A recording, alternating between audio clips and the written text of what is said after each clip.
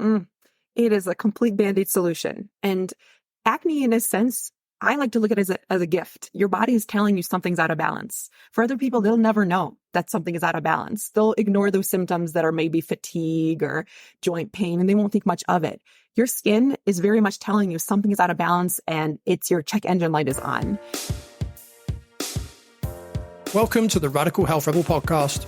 I'm your host, Lee Brandon. This work started for me several decades ago when I started to see the impact I could make on people, helping them to identify the root cause of their health problems that no doctor could figure out, including serious back, knee, shoulder and neck injuries, acne and eczema issues, severe gut health problems, even helping couples get pregnant after several IVF treatments had failed. And it really moves me to be able to help people in this way. And that is why I do what I do and why we have this show. In this week's episode of the Radical Health Rebel podcast, entitled The Link Between Gut Health and Acne, I spoke with Daina Rasutis, a former civil engineer turned nutritional therapist, who helps women get to the root cause of their acne with a focus on optimizing their gut health. Daina utilizes functional lab testing and implements a bio-individualized approach to nutrition and has transformed her own life and her clients' lives by researching the best health practices to create effective, holistic nutrition programs. It was really great for me to dialogue with someone who is as passionate as I am to help people overcome acne so they can regain their self-esteem and confidence and help avoid a life-threatening disease in the future.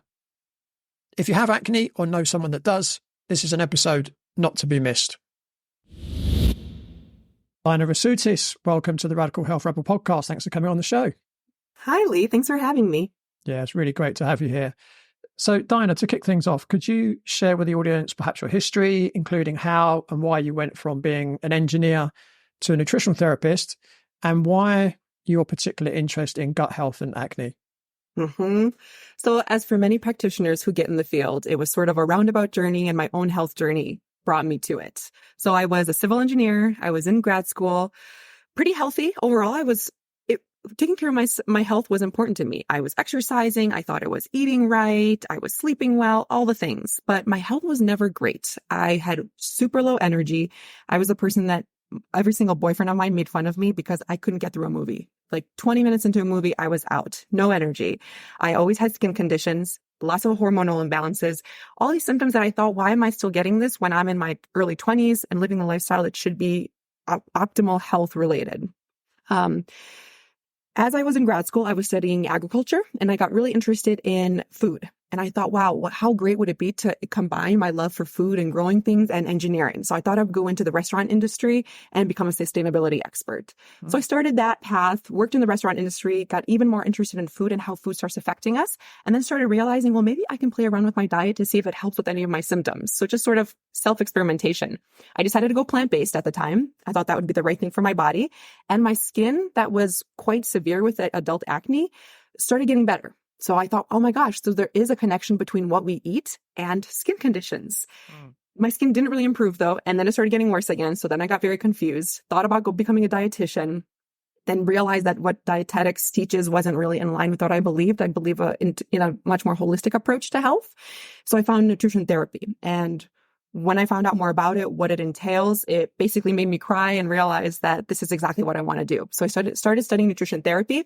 As I was a student, I started realizing how to heal myself from within, how to address my skin conditions, how to improve my gut health, how important gut health is for the rest of the body. It's not some kind of isolated aspect. And we really have to think about gut health to help the rest of our body heal. So through that, it was a very long process for me to finally get my acne under control. It was about almost 2 years of really actively trying protocols, trying diets, trying supplements, all the things. And then finally, I got to a point where it cleared. And that's what I love helping my own clients with, focusing on gut health to help clear their skin, especially people who feel like they're doing it right, who are doing all the things, who are living a healthy lifestyle. Products aren't helping. They're not interested in medications to not get to the root cause. So those are the clients I love working with. Yeah, it's really interesting, your journey in terms of, you thought, oh, is it something to do with diet? And that's something that I went through in my teenage years and my 20s. And every time the question was asked, my doctor was like, no, there's absolutely no relationship whatsoever between diet and acne. And I don't know if you're aware, and I don't know what the situation is in the USA, but in the UK, the National Health Service, if you look up their website today and you go onto acne, it will say there's absolutely no link between diet and acne. And it even says myth busting. And it comes up, one of the myths is that acne is related to diet. It's just absolutely incredible that they still do that. But there's no surprise to me that that's still the case. It was bad enough, in 1980, what it would be in 1982, 83, that I first went to my doctor with acne. And, that's a long time ago, right? That's over 40 years ago. And it was wrong then, but yet they're still telling people now that there's absolutely no link between acne and diet. So crazy. Yeah. But I guess, there are financial and political reasons why they've probably taken that view. So what was your journey in terms of, what age were you when you first got acne? How long did it last? And you mentioned it took 2 years to heal, but what kind of age were you when you went through that? So it started in my teenage years, and it was teenage acne, right? A lot of kids get it. Wasn't a huge deal. I was a little bit self-conscious about it, but it wasn't that severe. So I just sort of dealt with it. And it continued into my late teenage years, starting college. So still didn't improve. And at that point, there's not many people who are still walking around with adult acne. At that point, for most teenagers, it clears after that hormonal stages, hormonal imbalances clear, everything balances out. So in college, it was still quite bad, but then really in grad school and right after grad school is when it got really bad. So it was very strange because it got worse and worse as I got older and older, which is supposed to be the opposite. Your acne is supposed to improve as you get older. I was living in Colorado at the time when it just got to a point, suddenly, it within a couple weeks, just out of nowhere, breakouts on my cheeks and my jawline really bad. Nothing else was really changing in symptoms other than my skin. So that's when I started more so looking into holistic approaches. That's right when I started school to become a nutrition therapist master. So it was almost like, fate that my skin got really bad and I started school to find these solutions to be able to figure out what to do. And like I mentioned, it was about 2 years of when it was at its worst, just shooting in the dark and trying to figure out what to do, running a lot of testing, supplements, like I mentioned. So it's quite so frustrating thinking that you're doing all the right things and so much confusing information. So many practitioners that will say the opposite. Conventional medicine told me to take birth control. Then I worked with a naturopath who was actually very helpful and gave me more of a holistic approach and working on gut health and figuring out what the imbalances are. And then it was a lot of my own research adding on to what the naturopathic doctor helped me with. So it was, I'm lucky that it wasn't as severe as so many other people struggle with, just really cystic, really deep, no solutions, but it's definitely left scars. So that's my new shift of what I focus on my skin, just more so healing, really nourishing, working on the scars that are left over from those couple of years of really severe acne. But now it's amazing, waking up and never having breakouts and not having breakouts with my cycle, which a lot of women my age still get. It's quite amazing just how life changes and all the things that you used to spend so much time worrying about aren't an issue anymore. So what age were you when you started your nutritional therapy qualification? I was around 29. Okay. Yeah, because again, a lot of people, they just think, well, acne, it's just a teenage thing, right? But yet, we both experienced it, well, probably till exactly the same age, actually. I was about 31 when I finally got control of my skin. Wow. One thing that I find quite interesting as well, and I don't know what your experience is, but I find most men, if they've got adult acne, because I occasionally work with teenagers, and to be honest, the way that I work with teenagers is exactly the same as if it's an older person. The only difference is generally the parents are involved in the equation as well. But what I tend to find is with men, it can be actually very simple and very quick in terms of the cure, so to speak. I mean, there's been very few times when I've worked with someone that's male and it hasn't been 100% nutrition based. Literally just change their diet, get them eating right, bang, the skin's cleared up. But working with females, it's more complex. I don't know if you found similar experience. I almost always work with females. So I just don't have enough of a pool of male clients to give you that kind of assessment. But yeah, the few men I have worked with, it has been a lot easier. That's for sure. Yeah. Yeah. I mean, again, my experience was, I was eating a lot of high glycemic foods. I had a fungal infection. I had a mouthful of mercury fillings. Wow. And, simply, I had tons of food sensitivities, and simply changing the foods that I was sensitive to, going on an antifungal protocol, cutting down on high glycemic foods, and literally 2 weeks, my skin was just 2 weeks. Amazing. Good. That's great. And I see that a fair bit in males. So, the last few males I worked with, really, I mean, the main thing, obviously dairy we know is an issue, high glycemic foods are issues, vegetable oil, seed oils can be an issue. And just also improving the quality of food, so making sure they're eating organic rather than, pesticide-ridden foods as well. And they can change pretty quickly. What really, I was going to say frustrates, it's not frustrate, it disappoints me, saddens me, that's the right word. What saddens me is I hear a lot of people talking on social media, and they go onto these groups, these self-help groups, and they're asking, what product should I use? What product do I need for this? What product do I need for that? Oh, I tried, let's say, I tried bone broth. It didn't work. Right.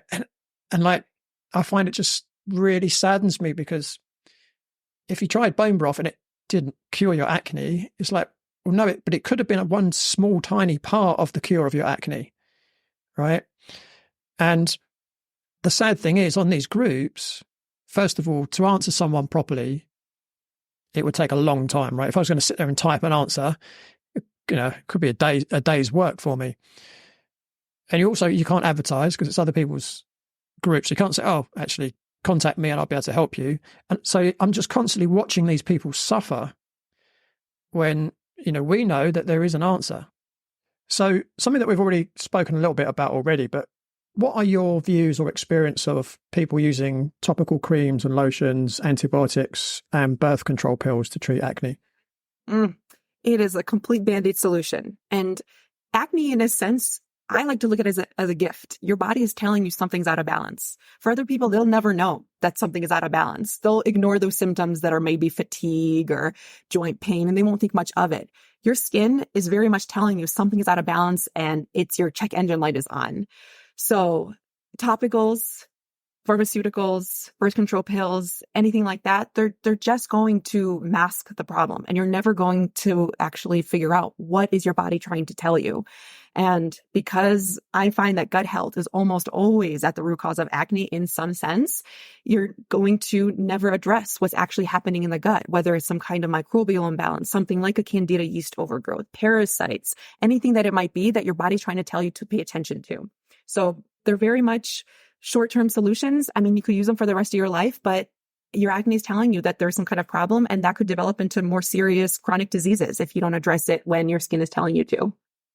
Yeah, absolutely. I think along exactly the same lines. I mean, I do say to people, and I know it's hard to hear, but acne is a blessing. Like you said, it's making you aware of something that could be much more serious, a decade or two further down the line, and it could be potentially life-threatening. I mean, listen, acne can be life-threatening if someone's suicidal because their acne is so bad, right? Let's not sweep that under the carpet. That's serious as well. But whether it's diabetes or Alzheimer's or heart disease or whatever it might be, that is generally far worse than acne, because acne itself isn't going to kill you, but the disease that you're hiding from by using these products. And the other thing I think for me to add as well is that these products are all toxic as well. Mm-hmm. Right? Definitely. So, I can certainly say from my experience, the products didn't even work. They made my skin worse. Right? The antibiotics definitely made my skin worse in the long term. They did actually help for a very short period of time. But when you think, well, what do antibiotics do? They kill bacteria. What what inhabits your gut and plays a very vital role is bacteria, right? So if these antibiotics that I was taking for 18 years wiped out my microbiome, no wonder I had a candida overgrowth because they had nothing to keep them in check, right? Yeah. So I might have started off with one type of acne and ended up with another type of acne, or I probably had 5 different types of acne by the end. But, I used a cream called Quinoderm. That's benzoyl peroxide is the main ingredient. That made my skin red and sore and flaky and dry. And actually, one of the side effects, and this is on the National Health Service website in the UK, amongst others, is that if you drop it on the carpet, it will take all the colour out of your carpet. Oh, my gosh. And you think, well, if that does that to a carpet, what's that doing to me? Right? And the funny thing is, I experienced that in my bedroom as a teenager. I dropped some on the carpet, and yet the carpet, where it fell, all the colour came out. It turned white. It's like a bleaching effect. Wow. So that wasn't great. And then you also had, I was prescribed, or not prescribed, but I was advised to use a cleanser called 1006, which is made from salicylic acid. That made my skin even more dry, even more red, even more flaky. And then I would find that my skin would respond to the dryness by creating excess oil. Oh, right. So then I'd literally have grease dropping off my forehead. So that was definitely making my acne worse as well, right? So that's my experience of the products that I was using. Now, my doctor didn't have any other options up his sleeve. That, it wasn't working. The only option he gave me was, if that antibiotic isn't working, I need to give you a different one. Wow. So I don't know. I can't remember how many I went through, probably 6 different types of antibiotics over the 18 years. What was kind of your experience with products? Luckily, I always had some kind of feeling that I didn't want to use pharmaceuticals. And I don't know why I had this way of thinking. I didn't grow up in a crunchy granola household or anything like that. But the one product or medication that I did try for acne was birth control pills. So talking to a dermatologist, she recommended seeing endocrinologists and see what they can do for birth control pills. And I tried all the different pills. Nothing helped. I was on it at an age where I shouldn't have been on birth control. I was on it for far too long. And birth control has serious side effects that nobody talks about. For one thing, it does change your ability to absorb nutrients. So it does lead to nutrient deficiencies. It disrupts your gut microbiome, especially when you're on it long term. So all these side effects of the birth control weren't helping at all for the acne. I don't think my hormones were an issue at all. And then they were leading to all the side effects, which were likely disrupting my gut health even more. And I think that maybe that was one of the reasons why finally in my 20s, my acne got the worst it's ever been. My body just couldn't handle all the disruptions that it was going through. So luckily, I never tried any type of antibiotics for my acne, topical or any type of oral. And I think maybe it was because it was never as bad as it is for other people. If it was a nuisance, I could cover it with makeup. I mean, a lot of makeup and a lot of time, but I could get it good enough. So I never, I think, came to the point where I felt like antibiotics were the choice I needed. And I think they're a very valid choice if people are out there and they're at that point where their acne is taking over their lives and they just cannot deal with doing a holistic approach just yet. It could be a first step. So I don't want to demonize all medications and make it sound like they're never a choice. They are an option there, especially if you're at a place where it's too much psychological distress to live with the acne. But then I would like to tell those people, try to find the real root cause. Don't rely on those medications forever. Your body's speaking to you. Yeah. Yeah. I mean, my skin did improve when I first started taking the antibiotics for about 6 weeks. And then it just got worse. Wow. So my experience was that antibiotics definitely weren't worth it. I mean, I would have done anything. Yeah. I talk about in my book that, when I was 26, I just bought my first home. And if someone had come to me and said, look, I can heal you from acne, but it will cost you £25,000, but I'll give you a money back guarantee, I would have bitten their hand off. That's how desperate I was. I thought, well, I've got this property. I could just remortgage my home and But I didn't know anyone at that point that that had that knowledge. There probably was one or two people around, but it took me another, 4 years to find that one person that knew something about it. Wow. Wow. Yeah. And thinking about just your situation of taking those antibiotics and how the gut microbiome works, it just makes me think what you probably did is just decimated your gut microbiome. And the way the gut microbiome works is whoever's in there in that party, they're going to flourish. And if you're killing off all the good bacteria, the bad bacteria, and you had some kind of yeast in there, antibiotics aren't going to kill off the yeast. Yeah. So maybe I wonder if that's how your yeast proliferated, just after all those antibiotics, just leaving that space for the yeast to overgrow, disrupting the healthy gut microbiome. And yeah, coming to that situation where the acne just gets so persistent. Yeah, and it makes sense. And plus I was eating a high glycemic diet as well. Yeah. Which, fungus, it's party time when they get their hands on sugar, right? That's what they live off. The other thing, just going back to birth control, because again, it's a very common treatment that people get from medical professionals. I always use the National Health Service website, even though I'm not particularly respectful of their overall approach to chronic illnesses. Fantastic at emergency medical care, by the way, absolutely amazing. But two of the side effects they talk about with birth control is breast cancer and cervical cancer, and I think that's really important for people to be aware of when they're making that decision as to whether they choose to take birth control for acne. Because I don't know about you, but I know which one I'd rather have, right? I would certainly rather have acne than breast cancer or cervical cancer. Why do that to yourself? And then, obviously, again, the other thing that you were saying, and I completely agree with, by taking the birth control, what you're not doing. So I know for a lot of women it works, right? You take your birth control and it's great, but then you stop taking it and it comes back worse, right? I've heard that so many times. But the thing that you're doing, you're masking the symptoms. You're not treating the root cause. So by using the birth control, there's something going on internally. Your body's trying to tell you that there's something going wrong internally, but you're not dealing with it. You're brushing it under the carpet. Now, I understand more than anyone what it's like to be in that position when your skin's really bad and you just want to solve it. But I certainly want to make it clear to people is that there are people out there that can help you, right? People like you, Daina, for instance.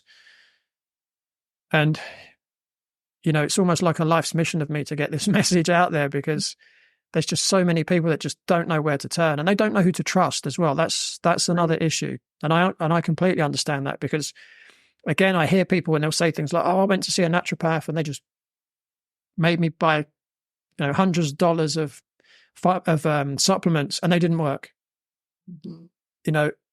Well, that to me isn't a naturopath. They might call themselves a naturopath, but that's not what a naturopath is, right? They're not someone that dishes out supplements. Yes, we know there are some professionals who do that because you can make a good living if that's the way you work. Not saying that supplements aren't needed sometimes. Sometimes they are very, very useful. But it's just really important for me to get that message out that there are people around like yourself who can help people.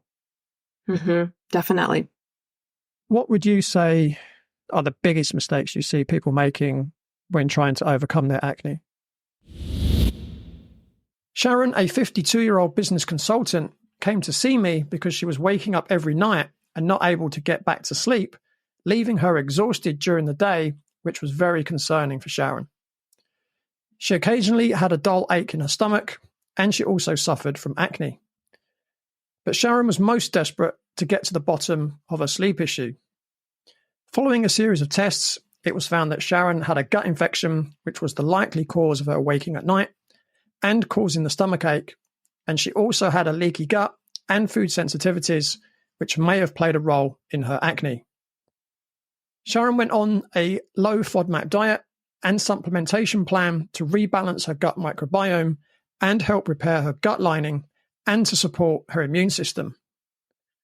Within days, Sharon felt much better.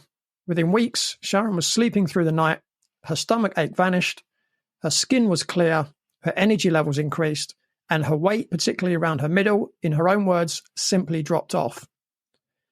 If you're suffering with sleep, gut, or skin issues and want to get to the root cause, and you'd like to achieve a great result just like Sharon, then go to www.bodycheck.co.uk. That's BODYCHEK.co.uk to request your consultation. Now, back to the podcast. When I think of just the acne approach, I usually think of 4 different categories to start with. So the first will be stress reduction. The second is getting your blood sugar under control. The third would be making sure your detoxification and drainage is optimized, and then looking at gut health. So those really, that covers, in my eyes, everything. Like if you focus on all those 4 aspects, you will find the root cause of your acne. So the topicals are not going to get to any of that. They're not going to get to the stress, the blood sugar dysregulation, the helping, if anything, they're hurting the drainage and detoxification because you're adding more toxicity to your body. And they're definitely not helping your gut microbiome become what it needs to be to help your body get to a less inflammatory state so the acne can actually heal. So those are the 4 approaches that I would take. And those are the mistakes that people aren't looking at. Yeah, it's interesting. I know that the gut microbiome is a big thing for you. It's a big thing for me as well. And it's something I actually love to talk about. And again, what's interesting, we've spoken about antibiotics, we've spoken about birth control pill and how they both negatively affect the gut microbiome, right? So again, for anyone out there listening, if you've got acne, just be very careful before making that kind of decision, because you might well get a short-term benefit, but the long-term, the chances are you're actually going to be creating more problems from yourself further down the line. Something that I know you do a lot in your work, I do in my end as well, is functional testing. So can you explain, because some people might be out there that don't know what functional testing is.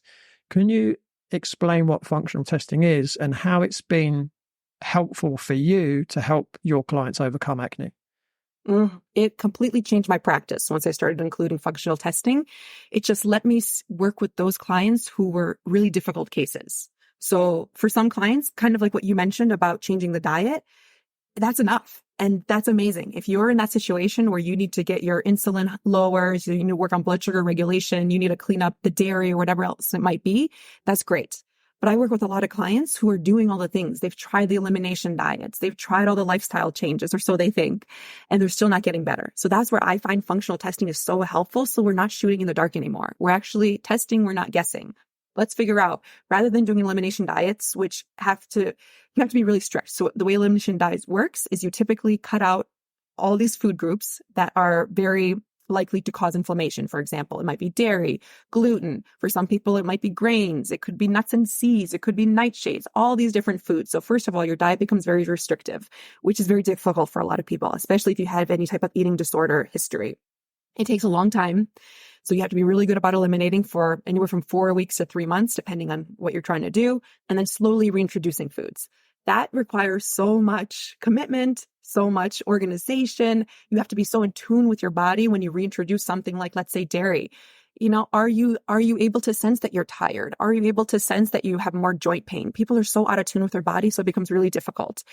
That's why I really like food sensitivity testing. It just eliminates that need to take so much time and be so in tune with your body. And it tells you answers so that you can just see right away what foods should be the ones to be eliminated. Now, any test is not a 100% golden test that will give you everything accurately. So you always have to look at the clinical history. You have to look at the client's symptoms.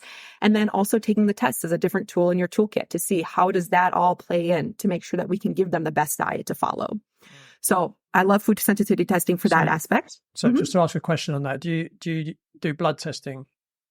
Yes. So the testing I use is called MRT, media release testing. You're familiar? Yeah. Great. Yes. So I like that one. It's a little, I like IgG testing as well. I think there's a place for it, but I like MRT a little bit better because it gives you less false positives. Just because the way IgG is tested, that's an antibody test. And part of our normal way of eating food, antibodies are always created. So when you eat a food, that protein, that antigen attaches to the antibody. and it forms that complex, and then the immune system is able to remove it from the body. So anytime we eat a food, it is a foreign object. So your immune system reacts no matter what it is. But in a normal immune system, it'll just clear it out. The problem is when the immune system's overloaded, you might have leaky gut. And then once you start eating these foods, the immune system's overloaded and the normal housekeeping process isn't happening. And then those complexes, that protein attached to the antibody, attaches to our tissues. And once it attaches to the tissues, what happens is mediators are released. So that would be like cytokines or histamines or prostaglandins. So these are things that maybe you're familiar with or the audience listening. So these are what actually causes the food reactions. So that's what we want to test. Antibodies are one thing, but they're not necessarily a bad thing if the body's able to clear it. What we're really concerned about are those mediators. So that's why I like the mediator release testing, because really we're getting to the heart of what is causing your food sensitivities. So that's the one I like to use. Yeah, I did used to use that some years ago. Well, I won't go into the long story why I don't use it anymore, but I use a very similar test now anyway. It tests pretty much exactly the same thing that the MRT tests for. So that's really good. What kind of other tests do you do for people with acne generally? And then the other one I like to run is stool testing. So I like to run the GI map stool test. So it's PCR testing. So it's looking at the genetic material of what's found in the stool. And that one is really good because it's very sensitive. You know, some people will say that's a bad thing about it, and they'll criticize how sensitive it is, because I often have, for example, a really common thing that I see with acne clients is an H. pylori overgrowth. But they'll come to me and they'll have, for example, heartburn, acid reflux, indigestion. So these are very common symptoms of heartburn of H. pylori. They've gone to their doctor, their conventional doctor, they've run an H. pylori test, and it comes up as negative. And that's because these conventional tests, they're really looking for levels often that are a disease state. They're not looking for a little bit of something. So they're just less sensitive in how they do the testing. And then they come to me and run the GI map, which is much more sensitive. And we do find H. pylori. So it's confusing because they think, well, I got this one test that said I don't have any, and this test says I do. But then we work on an eradication protocol for the H. pylori. Their digestive symptoms go away and their acne clears. So clearly, these tests are very valuable in that sense that they are sensitive, and they're testing so many things. H. pylori is just one of them. They're testing yeast. Candida is one thing that it's able to test. It's not the best test for testing yeast, but it is one tool. It's testing your microbiome health. So how are your good bacteria? How are your dysbiotic bad bacteria doing? It's looking for parasites, which a lot of times people will think, oh, I don't travel to foreign countries. I live in the Western world. I don't have parasites. That's not at all true. You can get parasites from anything. If you eat a lot of raw fish, or it could just been one time you ate meat that was undercooked. You know, it's so easy to get parasites. So parasites are often a common thing I see with my acne client. Yeah, again, I use stool testing as well. Sometimes I use the GI map, sometimes I don't. It depends on kind of the case of the individual client. Something that I'm quite interested to hear from you is if you see any particular patterns of what you find in stool test results from clients that have acne. Definitely. So like I mentioned, H. pylori, that's a common one. I also see a lot of yeast candida overgrowth. Like I mentioned, that one's hard to find in a stool test. So that's one situation where we might base it off of symptoms. So we do quick candida questionnaires, figuring out if they have a lot of that health history that aligns with having a candida overgrowth, especially if they have those very obvious symptoms of like a white coated tongue, for women, a lot of yeast infections or fungal things like in the nails, a lot of sugar cravings. All those are very much signs of there's probably a yeast overgrowth. So that might be just a clinical decision of what we want to do. And then the third would be parasites. And I often see Blastocystis hominis come up on the GI map for my acne clients. And other than those three imbalances, which are more so overgrowths, I also see a high beta-glucuronidase, which means that your detoxification isn't working as well. And that's very much related to estrogen clearance not working as well as it should be, which could be a component of the hormonal acne. So when women say, well, I don't think it's gut related, I think it's hormonal because it flares around my period. Even though you say that, hormones are related to the gut because the gut has to clear excess hormones. Yeah. So it's not, hormones aren't the root cause. The root cause is the gut not being able to clear the hormones, and it's surfacing as what appears to be a hormonal imbalance. Yeah, it's interesting. Again, I was chatting to someone online who was trying to tell me that because she had a hormone imbalance, the only option was medication. And I was trying really hard to, again, in that short period of time, I had to write comments on social media. she was just completely blind to the fact that there was another alternative to a hormone imbalance than pharmaceuticals. I think, sorry, the other thing she said was, oh, hormones are genetic. Hmm. I don't know who's told her that. I mean, Yeah, I hear that a lot. People, like, especially women with really horrible cramps or PMS symptoms, and they'll say, well, my mom had that too, so it's genetic. It's, there's a very small genetic component in most things. So much of it is lifestyle, and you likely grow up with similar habits, let's say, as your mom, and you live in a similar household. You maybe eat a similar diet. So it's so much more than that, than just blaming it on genetics and then thinking, oh yeah, let me just pop a pill because that's the only option. hmm. Do you ever run any other types of tests for women with acne? I do hormonal testing, but very rarely. I find that once we work on the gut, even though the women wanted hormonal testing to begin with, I tell them, let's start with the gut. Let's figure all that out. And then if there's still hormone imbalances, we'll do some hormone testing. And almost always it all clears up and they're kind of amazed. Their cycles become regular. Their PMS goes away. Their flow becomes much lighter. So rarely do I run hormonal testing, but that is an option if we come to the point where it might be necessary. Yeah. I mean, oftentimes, the gut's upstream, isn't it? So if you fix the gut, you're certainly going to help with the hormones to a degree. Obviously, there's lots of other things you can do in terms of the times you go to bed, exercise, and things like that as well. Obviously, what you eat affects your hormones. Again, I think a lot of people don't kind of make that connection, but certain foods can stimulate certain hormones. Yeah. What kind of, when you run a hormone test, what kind of test do you use? I like to use for cycling women. It's called the EFHP test. So it's a saliva test. Okay. Yeah. So, and that one I like because you take it multiple times during your cycle. So it gives you a really good visual of where all your hormones are, especially where your progesterone is, because I see a lot of low progesterone in women with acne. So the Dutch is also one that's a urine test. That one I don't like as much just because you're not getting as many sample sizes. So those are the two that would be an option. Yeah. Again, there's so many different ways of measuring hormones. You've got blood, you've got urine, you've got saliva. Obviously, saliva, one of the benefits to saliva is you're kind of getting a good idea of what's getting to the cellular level, right? Whereas the bloodstream, well, that's the transport system. Right, that's not telling you what's going on at the cellular level. Yeah, Dutch testing isn't something I've got into yet, but I'm just about to get into that. I've used saliva and blood for the last sort of 15, 16 years. Wow. But a lot, I'm hearing lots of good things about Dutch testing. So yeah, I'm just starting to use those. Great. It's quite interesting what you were saying about those common things that you see in stool tests, and they're absolutely no surprise at all. My experience is that there's no pattern at all. Huh. Right. I probably get, obviously you're working predominantly with women.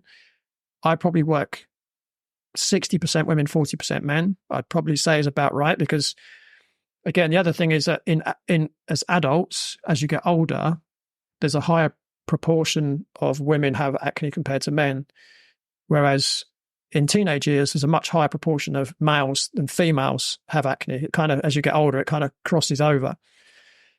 So, and obviously, because I'm working predominantly with older people, I get people in their 40s and 50s coming to me with acne. It tends to be more women than men. And again, it's probably because the female hormonal system is more complex, right? Mm-hmm. But yeah, I've tended to not see any particular pattern. So I was really interested to ask you that question because I've seen so many different things cause acne, from diet to food sensitivities to heavy metal toxicity to hormone imbalance. There's just so many different things I've seen. And within the stool test, it can be very, very different. And quite often what comes up in the stool test doesn't always mean it's the cause of the acne. So, I've had people have blastocystis hominis, maybe some minor dysbiosis, but actually when we kind of cleaned that up, yeah, it might have made a tiny bit of difference. But for me, it's not about reducing acne, it's about curing it. Yeah. Right. So then it might be, okay, so we need to dig further. We need to get more evidence. So I think for the audience and hopefully I can speak on your behalf when I say the way that we both work is that it's a bit like whenever we work with a client, it's like we're a policeman and we've just gone to a crime scene. And what we want to do is gather as much evidence as possible before we can arrest the culprit, right? Or culprits, probably. In the case of acne, it's probably more than one cause quite often. And by using laboratory testing, it just enables us to gather more pieces of evidence. Or another way I like to explain it is it's like you're putting a jigsaw puzzle together. Now, the more pieces of the jigsaw puzzle you have, the more likely you can see the bigger picture. You know? Mm-hmm. And the other thing you said I quite like as well is the fact that sometimes, particularly with food sensitivity testing, it saves time. That's probably the biggest thing about that. And like you said, there still isn't a 100% food sensitivity test, but going through elimination diets can take months, can literally take months. You do a test result and it's like, there you go.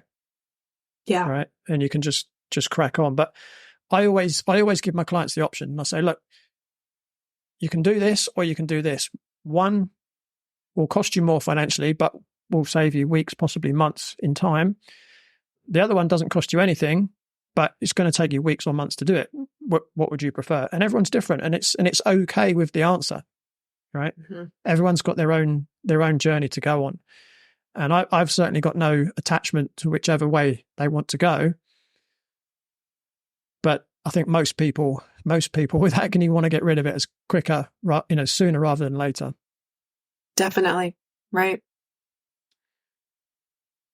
From your experience, and again, we've touched on this a little bit already, but what would you say are the key causes of acne?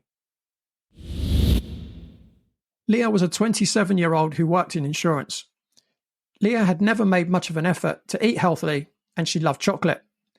Before the age of 27, she ate whatever she wanted, and she managed to maintain a very healthy figure and a completely clear skin. So it was a big shock to her when she broke out for the first time in her life, just months away from her wedding. Leah was in a panic because she didn't want bad skin on her wedding day.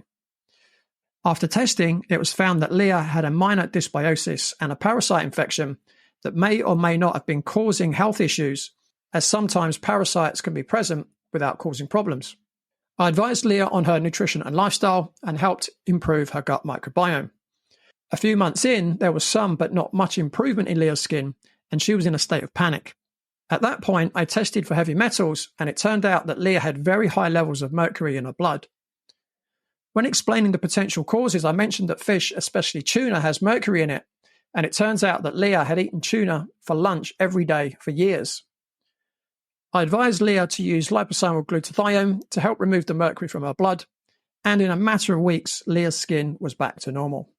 If you would like to achieve the same kind of result as Leah, you can now follow a comprehensive step-by-step guide in my brand new book, Eliminating Adult Acne for Good, available now from all major online bookstores and via my website at www.bodycheck.co.uk/books. Oh, yes. As I mentioned, I find it as stress. Then I find that it's blood sugar dysregulation, poor detox, and gut issues. So, and you never know exactly what you said. There's not one thing. It's not likely going to be, oh, well, it's only stress. And if I start meditating and I start exercising and whatever it might be, my acne will clear. It's typically a little bit of each of those buckets. So no matter what approach we take, we always incorporate everything from those 4 categories. So stress, it is very important as part of the acne process, because when your body is in fight or flight mode, it just can't heal. And that's just the truth. So if you're not able to calm your stress response and get to that place where your body can heal, your acne is not going to go away. Yeah. And the stress also contributes to so many other factors. One major thing that I find is associated with gut health is that it reduces your digestive power. When you're stressed, you're not producing high amounts of stomach acid, high amounts of enzymes that are able to digest your food. If you're not digesting your food, there's undigested proteins, which can cause leaky gut, which can leak into your bloodstream, cause an inflammatory response. And for someone who is acne prone, that inflammatory response is going to come up in the skin. Everyone's different. So there's many aspects of stress that you need to think about, but it's really important to find ways to lower your stress. So It could be practices that include things like meditation, spending time in nature, making sure that your sleep is dialed in, because getting poor sleep leads to high stress, which will lead to that cascade. Finding, getting rid of toxic people in your life, not watching the news if that's what it comes to. All these things are adding to our stress response. And in the world we live in, you really have to take a stance and put an effort into reducing those stressors. So if there's one thing to start with, I say a bedtime routine is a really good place. So just making sure that you're in a really rested space before bed, maybe an hour or two, turning off your phone, put it into airplane mode, not watching the news, not working, taking a bath, reading a book, a paper book too. That's what I would recommend, is to stay away from blue light and any type of EMF exposure if you're sensitive to that. Journaling, whatever that might be, maybe yin yoga, meditation. So just really calming down to help with the stress response, because that'll be one of the main factors of helping your acne journey. Mm. Yeah, I mean, I think probably all acne sufferers can relate to a time in their life when they were stressing about something. So it might be a job interview, it might be going on a first date or something like that, and they're a bit anxious or stressed, and they're thinking, oh no, don't let my skin break out for this, right? And what happens? Your skin breaks out when you're stressed. And you think, well, why would that be, right? Well, one of the reasons, I mean, you've mentioned plenty of reasons, but one of the reasons also is that stress also leads to leaky gut syndrome, right? So the tight junctions loosen when you're stressed. And then, if you've got food in your gut that's undigested, for instance, that can leak into the bloodstream. Now your immune system's going to attack it and it's going to cause inflammation. Mm-hmm. The other thing as well, and I'm not sure how big a factor it is, I've certainly not seen any science on this because I've done a fair bit of research into the science, is that also when you're stressed, the hormone cortisol releases sugar from muscles in your body into your bloodstream. What does your pancreas do when there's too much sugar in your bloodstream? It releases insulin. What does insulin do? Well, insulin also stimulates other hormones, and together they stimulate the sebaceous glands, they stimulate skin cell activation, which can block pores and can cause things like whiteheads and blackheads, etc., etc.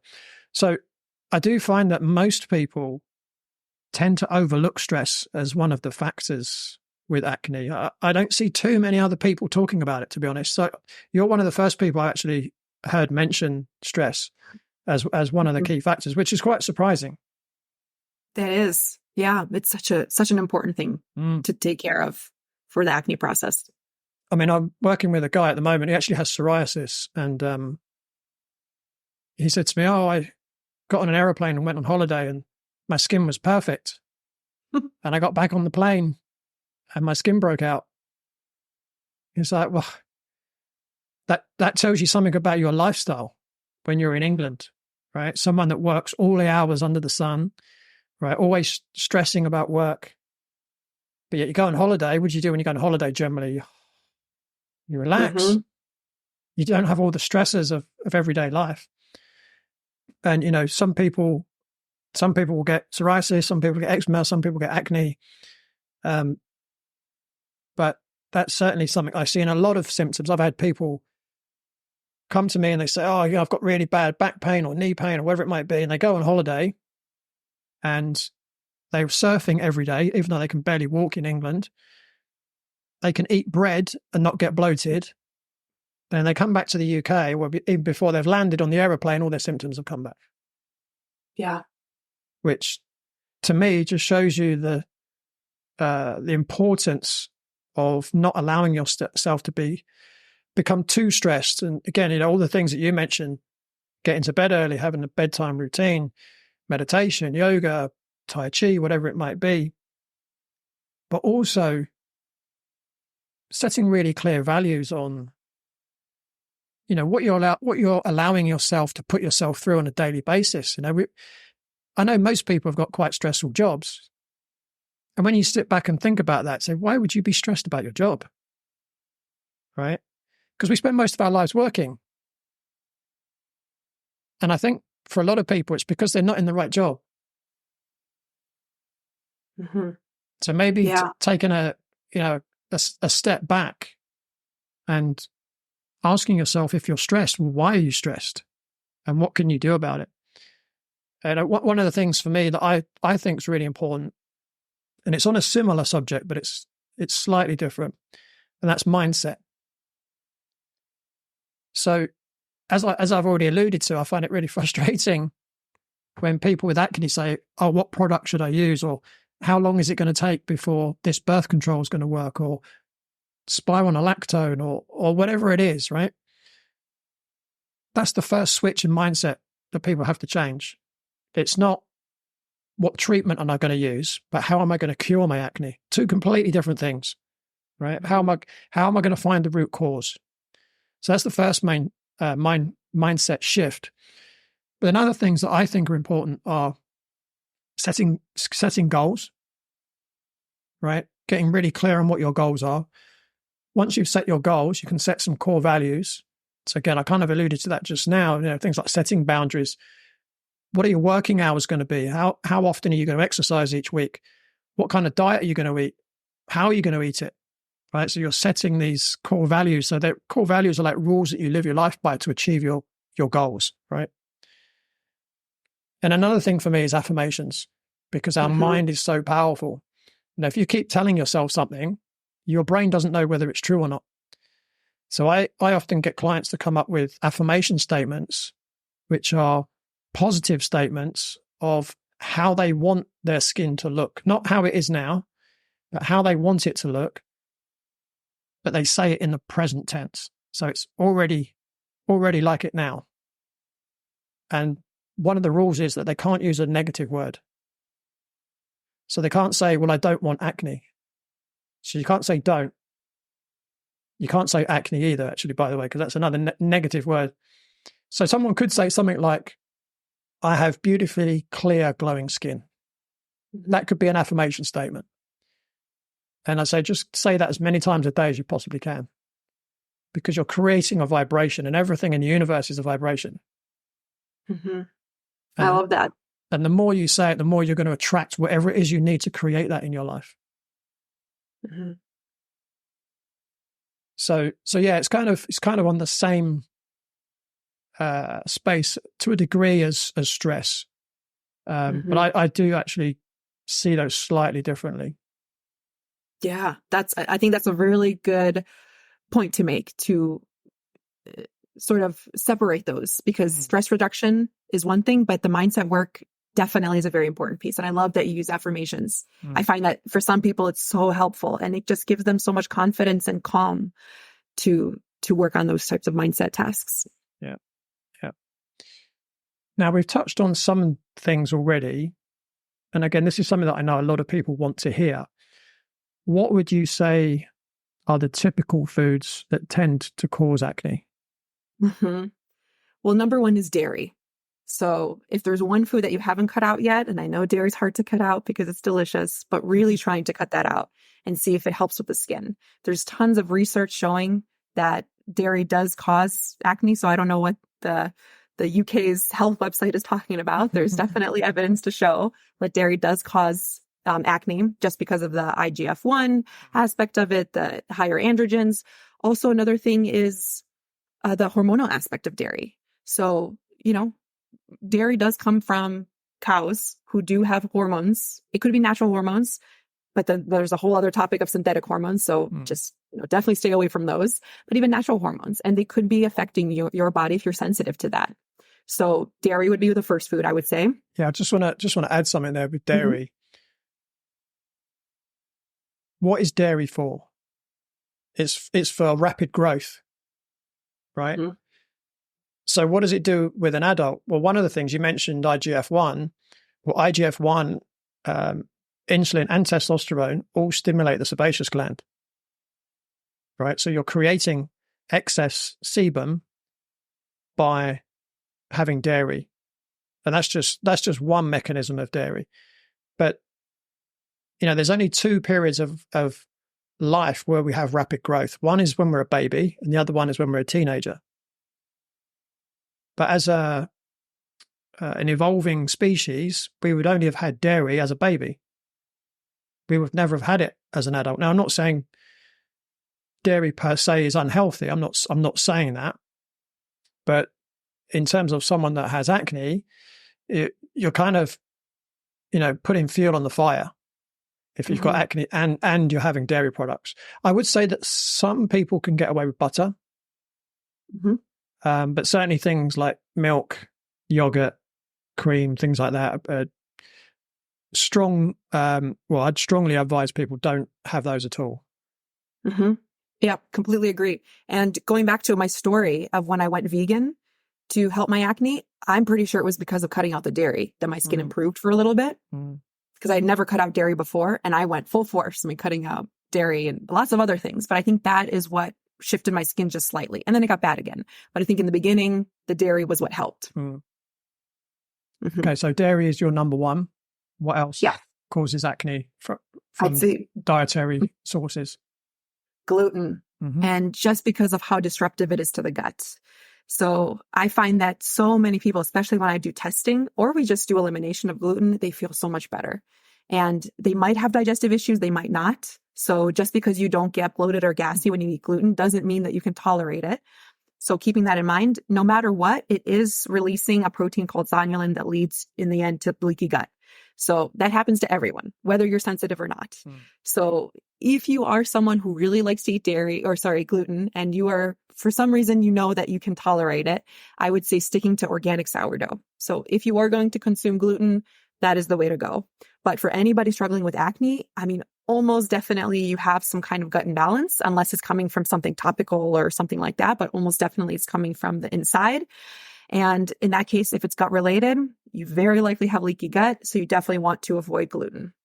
And so that'll be wheat, barley, rye, and then also thinking about any type of products that it might be in. It sneaks into so many things, sauces, like random things, dressings that you would never think it's in there, soy sauce. So gluten would be another thing to really try to eliminate for many, many weeks, at least 4. But with acne, it doesn't really work that way. And that's the other difficulty with acne. It's not like you can avoid a food and then in a couple of days, your acne will clear. So it could be that you avoid those foods and your acne doesn't clear because there's still some kind of imbalance, but it doesn't mean that those foods aren't important to avoid. So it's so tricky with skin issues. Another couple of things that a lot of people don't seem to be aware of is things like burgers and sausages often have wheat flour in them.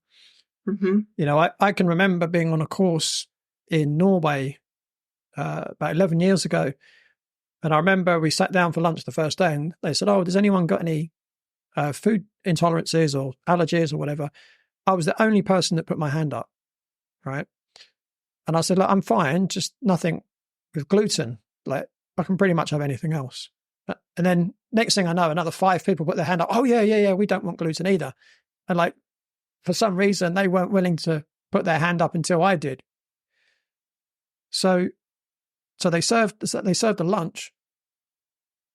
And I looked around, and the only difference was I had exactly the same as everyone else, but I didn't have a piece of bread on the side. So I called someone over and I said, this burger here, what's in it? Is there any flour? I guess there's some kind of flour in it. What kind is, if there is there, what is it? And they came back and they said, it's wheat flour. And I was like, what? I told you I'm gluten sensitive. And you've given me a burger with wheat flour. Of course, the other 5 people that put their hand up, they're tucking into their burger, right? So I can't remember what happened. They cooked me something else, but it just shows you how easy that can happen. And what I try and get across to people as well is if you're gluten sensitive, it's not about cutting down on gluten. It's about eliminating it.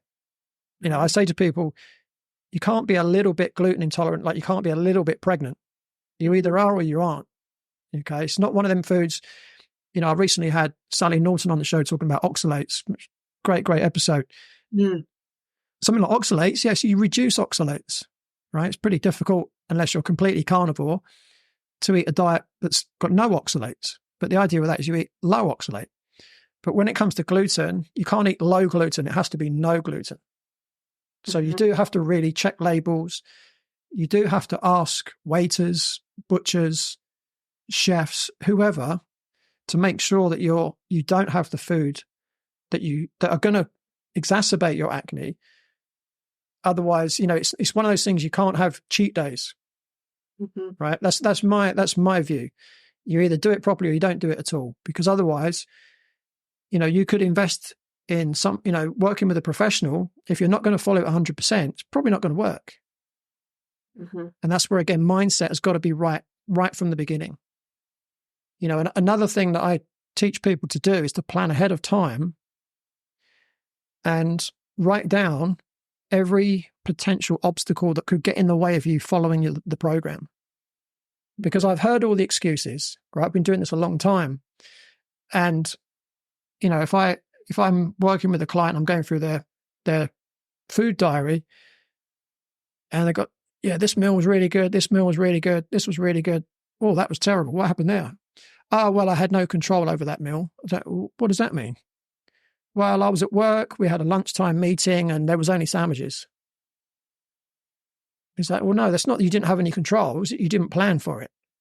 And then I coach them and say, okay, so next time you have that situation, what could you do differently to make sure that you're not forced to eat sandwiches? Right? And let them come up with the options.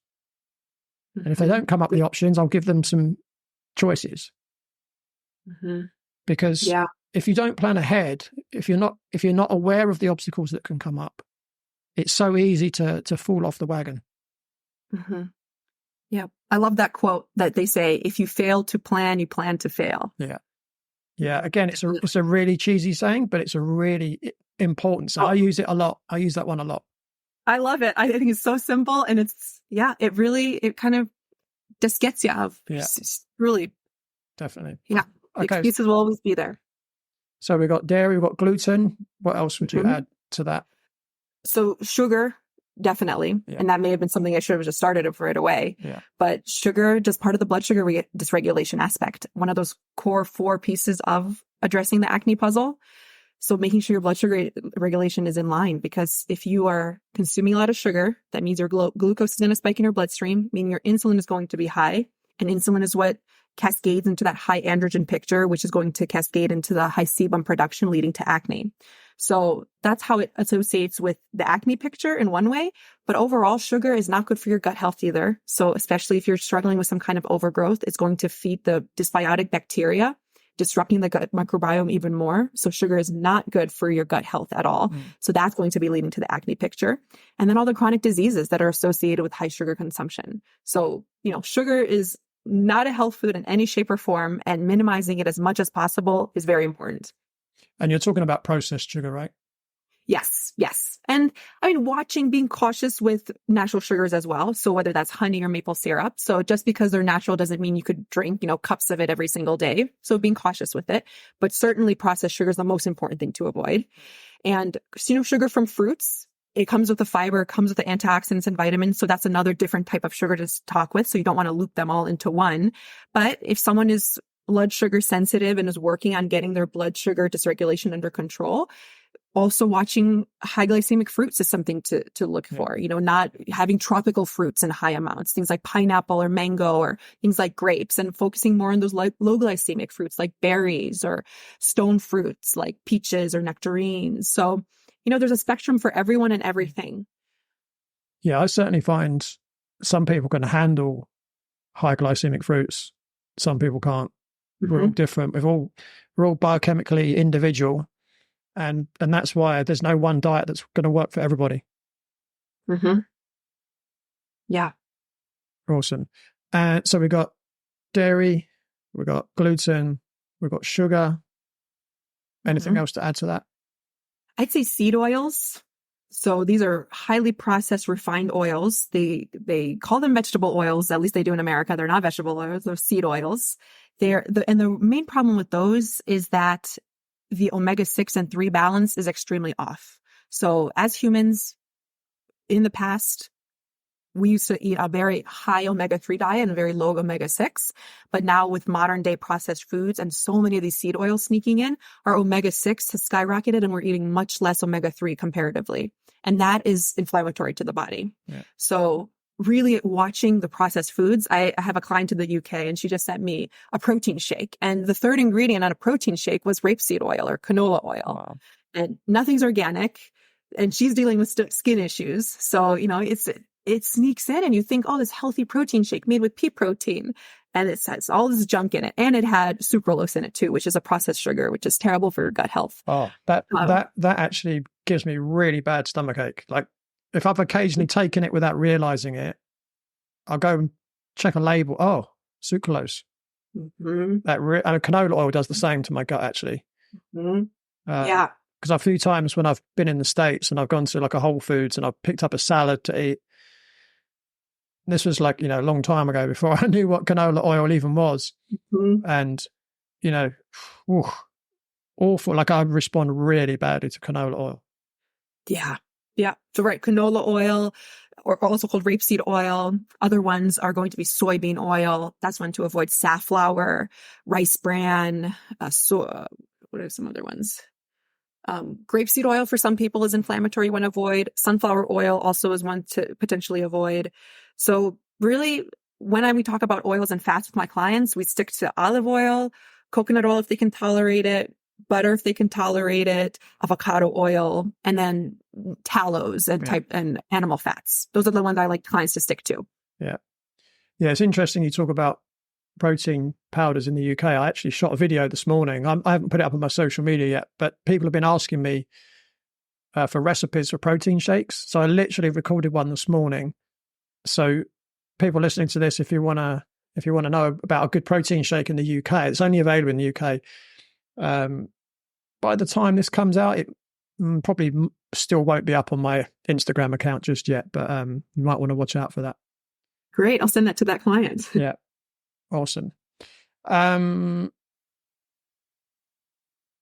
Anything else you want to add before we wrap up? In general, one thing that I like to mention to clients, and this seems so basic, but is part of the stress and is part of the gut health, is chewing food. And if there's one place that you want to start with, and you're struggling with acne or struggling with digestive issues, and you don't want to spend any money and you really don't spend much time on it, just start chewing your food better and trying to at least absorb the nutrients from your food in a way that's going to support better gut health and hopefully less inflammation to help with your skin. So that's just one thing that I also wanted to add on as part of the stress and gut health puzzle. That could be a really good place to start for people. Yeah.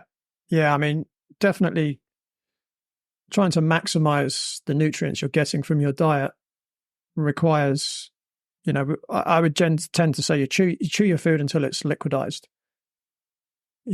I would add to that and say, make sure you're hydrated before you eat. Maybe have a glass of water 15 minutes before you eat. Don't drink too much fluid until about an hour afterwards, because you don't want to dilute all the enzymes and hydrochloric acid and everything else. And the other thing I would say, sit in a relaxing area when you're eating. Don't sit at your desk at work. Don't sit watching television. Sit at a dining table, preferably outside if you can, if the weather's nice enough. And take your time. And, don't be watching a mobile device. Don't be on your phone or your iPad or your laptop. Just give yourself some time and just allow your body to digest properly. Because if you're doing all those other things we've mentioned, you won't be digesting your food properly. Mm-hmm. Exactly. And again, if you've got leaky gut and you're not digesting your food properly, now you're going to be having undigested food particles reaching your bloodstream. That's going to create inflammation. And now we've got that merry-go-round going on and on. Mm-hmm. So there's a lot of work to do, isn't there, if you've got acne? There's so many pieces to have to consider. And there's me thinking you just had to pop a pill. Yeah. It doesn't work that way, unfortunately. I mean, what I would say is if it does sound overwhelming to anyone, I've got to do all this, just remember you do it one step at a time. Mm-hmm. You do it at your own pace. And, again, I'm sure I can speak on your behalf with what I'm about to say. It's more than worth the effort. The fact that, I never lose sight of the fact that I can now go to bed every evening and I don't think about how my skin's going to look in the morning. That's something that haunted me for 18 years. And it's something that I've not thought about for the last 23, 24 years. And I haven't forgotten that, because it's not a nice feeling constantly having that anxiety of how you're going to look when you wake up in the morning. Hmm. I write about in my gratitude journal all the time, even years later, of how my life has changed and how different it is to not have to worry about it and spend all that time stressing about skin. Yeah. And also for me, not having blood on my pillow waking up in the morning. Wow. Right. That's how bad it was for me, or pus or whatever else, not very nice to talk about, but that was the reality. So to go through some lifestyle change, not just to look better, but to prevent serious illness 10, 20, 30 years down the line is more than worth it. And following the lifestyle tips that we both teach has allowed me to, even at my age, I'm 55, I can still lift weights at the gym, close to what I was lifting when I was 27. I can still play tennis just as well as I did when I was 40. Well, I'm probably better actually, but I can move around the court just as well. And that's because of the lifestyle. So, leading a healthy lifestyle is not just about adding years to your life, but it's adding life to your years. It's enabling you to get more out of life. It's not just about having nicer looking skin. There's so much more to it than that. There's so much more to benefit from. So if anyone is feeling daunted about our discussion today, just be aware it's definitely worth it. Mm-hmm. Yeah, well said. And what's next for you, Daina? Next for me, in what sense? Life. Whew, let's see. I guess I'm looking to continue a little more education is one thing that I want to do. I'd like to become more certified in mold testing and genetic testing. Mm-hmm. That's something that I don't offer in my practice. Mm-hmm. So that's something I'd like to do. And then personally, I'm getting married this year. Oh, so that's exciting. Thank you. Thank you. Yeah. But I mean, growing my practice is definitely top priority, and being able to help more people. And, it's so hard. And I'm sure you experience this too, when you see, especially adults out in the world with acne, passing on the street, in the grocery store. And you just think, if only there was a way for me to come up to them and let them know. Like, I've thought about, should I make some kind of business card and just slip it into their cart? Just so in case they're not aware of what we offer and how much we can help them and how much we can change their lives. So I love what you're doing. That's amazing. I actually have your book. It's a fabulous book. Thank you. So the fact that you're spreading the word and making such a difference is so important. So I hope to do the same. Yeah. And I'm sure you will. And, I would just say to anyone, you work, I'm guessing you work online like I do, right? Mm-hmm. Yeah. So, any female out there, I can certainly vouch for Daina based on the conversation we've had today. I know that Daina knows what she's doing. So you certainly have my stamp of approval. So if anyone's concerned, feel free to reach out to Daina. How would anyone reach you, Daina? My business is Table to Crave. So that would be my website. I'm also active on Instagram, if that's one social media platform that you follow. I have a couple freebies on my website if you wanted a place to get started. Just some recipes for good gut health, foods for acne that are helpful for inflammation. So right on my website, you'll find that link and you can download some free ebooks. But that's a great place to start. Awesome. Daina, thank you so much. This has been a really enjoyable conversation for me. It's a subject I love to talk about. I know you love to talk about it too. Definitely. Yeah, great to meet you, Lee. Yeah, likewise. So that's all from Daina and me for this week. But don't forget, you can join me same time, same place next week on the Radical Health Rebel podcast. Thanks for tuning in. Remember to give the show a rating and a review, and I'll see you next time.